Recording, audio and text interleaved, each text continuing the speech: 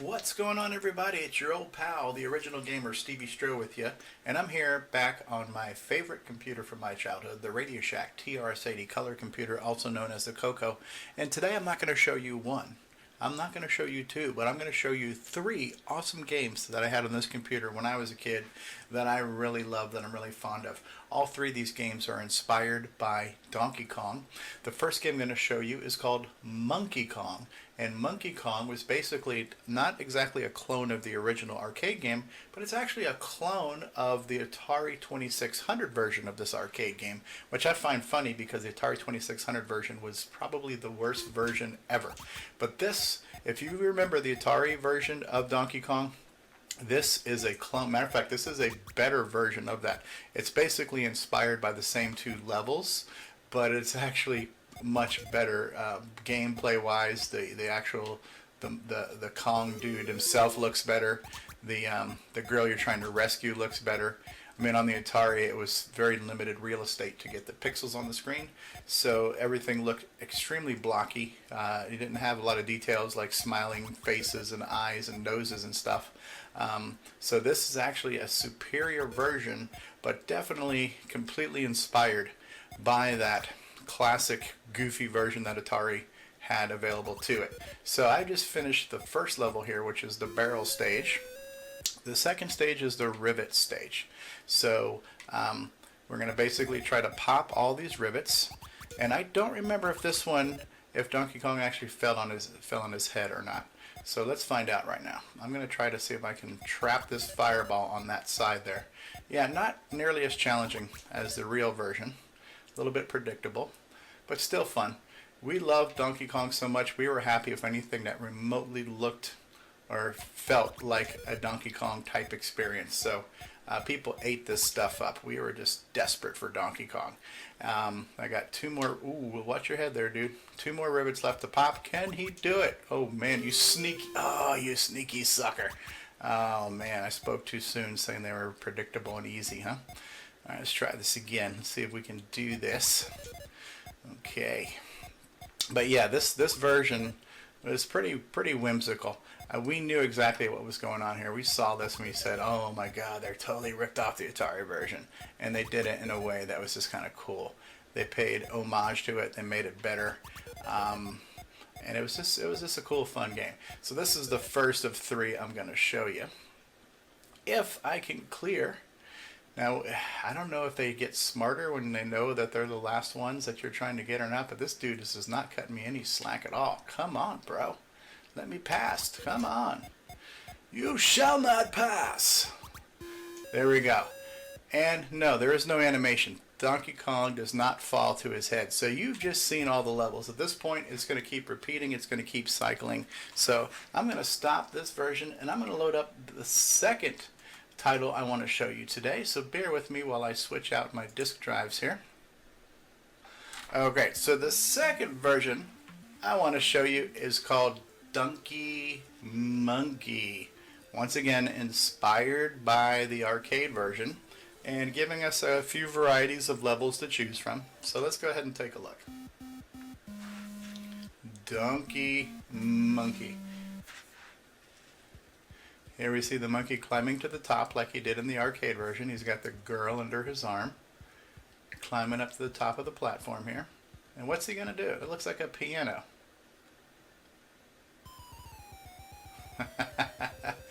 He's playing music. What a talented monkey he is.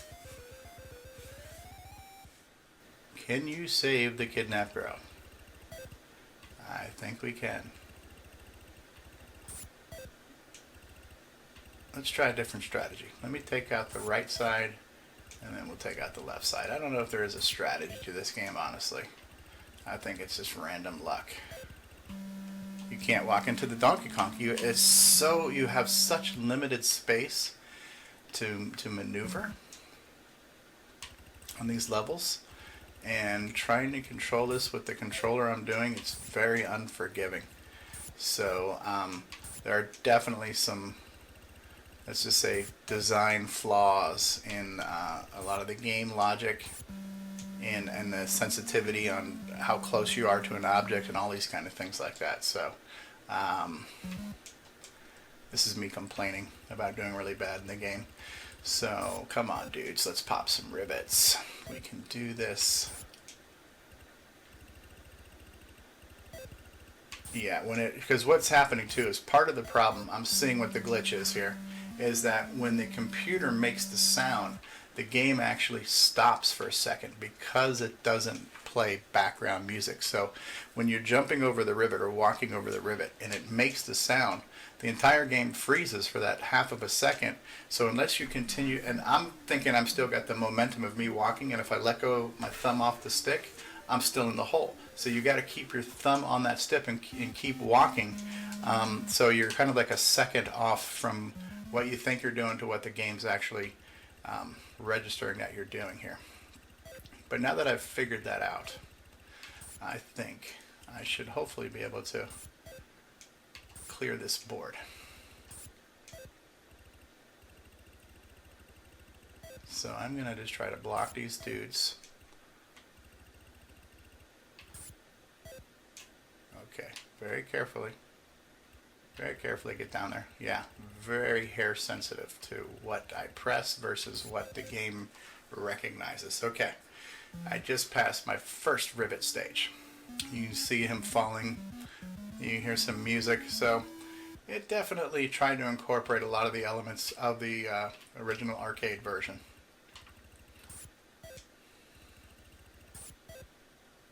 So can we clear the second rivet face?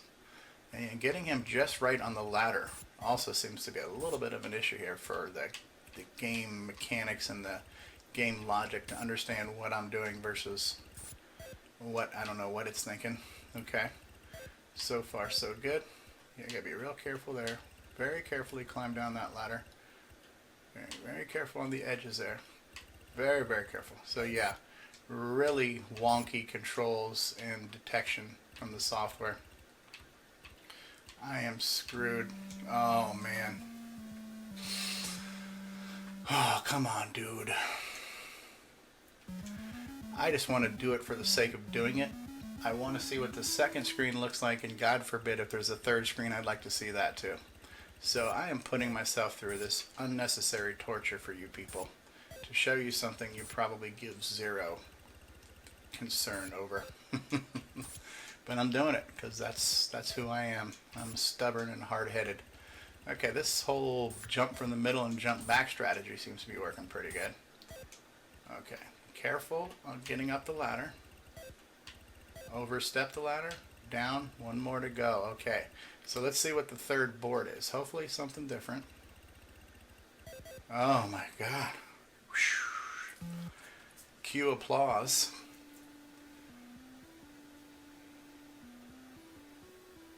Wonderful intermission music. That's definitely a cool feature to see him fall and land on his head. Definitely a nod to the arcade. Barrel / elevator. Wow, they combined the levels. Okay. Interesting. Oh, wow. Yeah, look at that. It's a combination of the two. It's barrel / elevator. Now, what do I got to do here? The girl's down there. I'm completely confused. Am I supposed to get to the girl? Oh, look out, dude. This is so bad. What do I got to do? Do I have to get, I think I have to get to the top. Typically, you have to get to the top. But why are they showing her on the side like that? This, I don't remember. So this is my last life. I'm not sure how well I'm going to do. I'm just going to go to the top. I don't know if she's a prize to get points for getting, or if I actually have to touch her as if... well, we'll never know, because you know what? I'm done. I'm done with this version. So, anyways, this was a game called Donkey Monkey, a unofficially licensed, not even licensed, but an unofficial version of Donkey Kong. I hope you enjoyed that version. I've saved the best for last, so let's take a look at the next version of Donkey Kong, the all-time best. Give me just a second here. Alright, for our third and final installment here in our Donkey Kong clone trilogy, I've saved the absolute best for last. What I'm about to show you, boys and girls, is Tom Mix Software presents Donkey King. Dun dun dun! This was hands down the single best version of Donkey Kong you could get at home, bar none.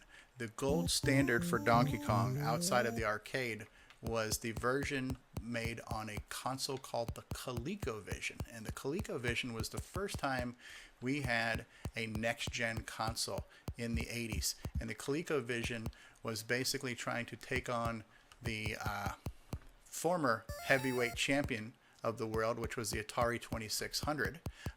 Atari had one other competitor. It was another console called Intellivision, which was a better looking system, but I don't think it sold as many units. I don't think they really got a lot of AAA titles to really allow them to compete with all of Atari's mainstream arcade titles. But watch this. I'm going to jump up here and boom.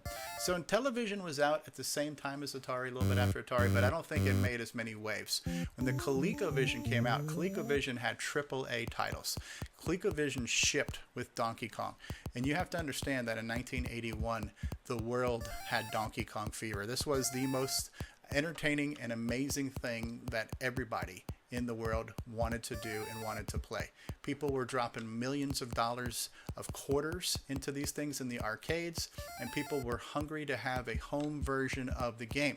The three versions we had were the Atari 2600 version, which was the absolute worst. We had the Intellivision version, which was better. And then we had the ColecoVision version, which was the holy grail of the home Donkey Kong system. But when this game came out on my little no-name computer, it blew them all away, because this, my friends, this, boys and girls, is the single most accurate recreation of Donkey Kong outside of the arcade. The only time a better version would really be released, or a more comprehensive and thorough version, would be years later in the 90s, when Nintendo themselves released a remake of Donkey Kong for the NES. Until then, there just really wasn't one that, anyways, that I saw that really captured everything from the game, from the animations, from the levels, to what we're about to see here. If I don't die, turn around. Oh, that was so close. But all of the animations are here. All of the intermissions are here. All of the subtle little details. I don't know if you noticed on the first round when I was jumping over barrels, but you got to saw that first barrel went down and fell in and lit the oil can on fire. And that's what creates the fireballs. And that detail is there, the explosion. And then the animated flames, those are all there. So it's all those details were all captured in this game. The limitations of this game were basically technical limitations. Did not have as many colors as the arcade version did. Okay, I'm done. So it's actually pretty hard too. Let me go ahead and put in my initials. I'm probably not going to make it through all 4 levels. So what I'll do is, when the game is over, I will let you see the 4 levels, because it kind of does this little game over animation where it cycles through the screens to kind of show them to you. So let's just do that. But yeah, this had so much detail. It has all the intermissions. Donkey Kong will fall on his head when you rescue the girl. You know, it just had it all. It has a top 10 thing where it saves your scores. Okay, here's your second board, right? This is the Rivet's phase. He will actually fall on his head at the end, just like in the arcade. It had the elevator's face, fully functional, fully working elevator's face, whereas the ColecoVision had the elevators worked, but it didn't have the little jumping jacks that went across. This one has the elevators and the jumping jacks. This one also has the infamous 4th round. So here's your elevator face. Elevators aren't there, but you can kind of see that, right? This also has the infamous 4th round, which we called the cement factory or the pie factory, where you had all the conveyor belts and you had to kind of move back and forth and make it up to the top, which we'll see that one here in just a second. So this had all 4 levels of the game, every detail, every animation, every intermission, all the right music and sound effects. There you go. There's the cement factory. Really, really, really cool stuff. So this was a complete knockoff. This was a I wouldn't say bootleg because you had to pay for it, you know, but it was a third-party clone of a popular title, and this was a popular thing that happened in the 80s, is that we got these knockoffs. But this was such an incredible knockoff. This was pretty much the real, pure experience of playing Donkey Kong at home. So I hope you enjoyed this trip down memory lane. So yeah, I hope you enjoyed this preview and this stroll down memory lane. I hope you enjoyed these three versions of Donkey Kong. And Donkey King, one of my personal favorites, very hard game to play. I've been trying to play it now for a couple of weeks. I can't get very far. I can't do very well. It's much more challenging than the original arcade version. So maybe at some point in time, I will do a video where I try to at least make it through all 4 rounds or all 4 levels of Donkey King. But that's it for now. I'm the original gamer, StevieStrow. If you've enjoyed this color computer showcase, then please show your love by subscribing to the channel, clicking on the like button, and giving this video a big fat thumbs up. Throw out a comment. Tell me what you thought about this video. Tell me what you'd like to see next. And don't forget to share it with your friends too. So thank you all for watching. I will see you all next time. Bye-bye and peace out.